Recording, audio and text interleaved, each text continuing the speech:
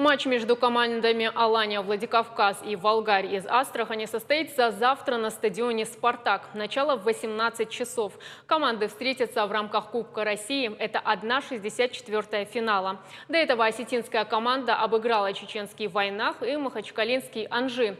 Если завтра Владикавказский клуб одержит победу, то следующими соперниками осетинских футболистов станут либо команда из Красногорска, либо из Рязани. Они тоже встретятся завтра.